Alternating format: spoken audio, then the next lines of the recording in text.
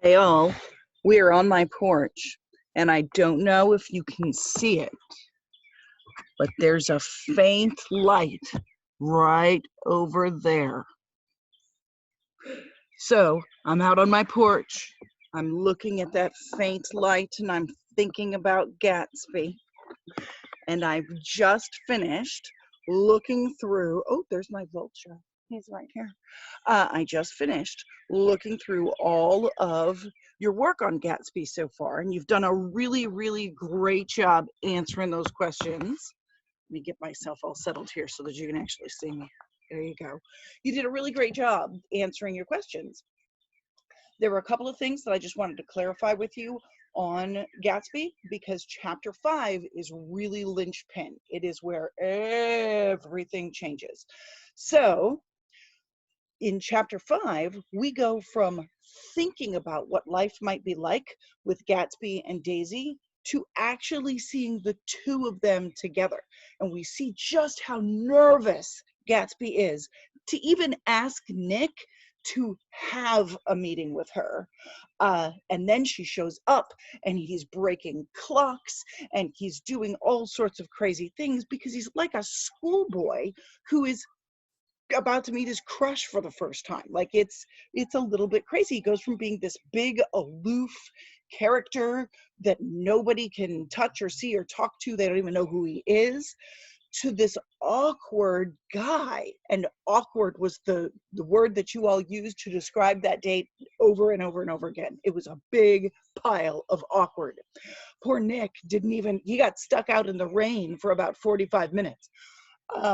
But there's a really important tool that Fitzgerald gives us in chapter 5. He gives us a symbol.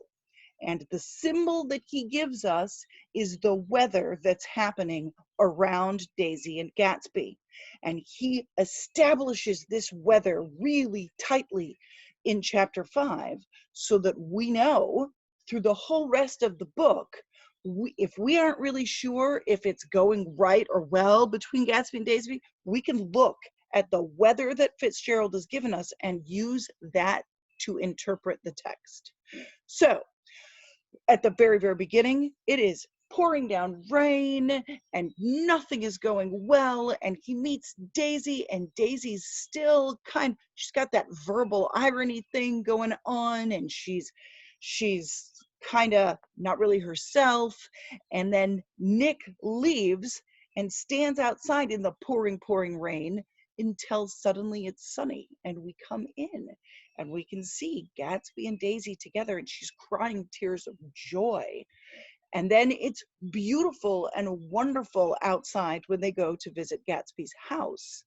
And when they're there, Gatsby has that beautiful scene where he's just throwing shirts at her and showing off all of his wealth and demonstrating to her the man that he's become.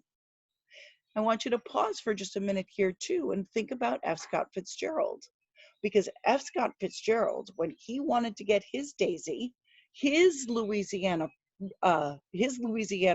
princess was Zelda, and he was told that he did not make enough money to be with her, in the same way that Gatsby was told that about Daisy. So this was sort of a wonderful cathartic moment for Fitzgerald to say, look at this thing that I have, and this shirt, and this shirt, and this shirt, and this shirt, to show that he really could provide. But the problem is he's trying to provide for the woman that was there 5 years ago. Well, I'm starting to fog up, because if this were Gatsby, everything would be very unclear for Daisy and Gatsby right now. Get it? With the fog? Have a great time with chapter 6. You guys are going to own it.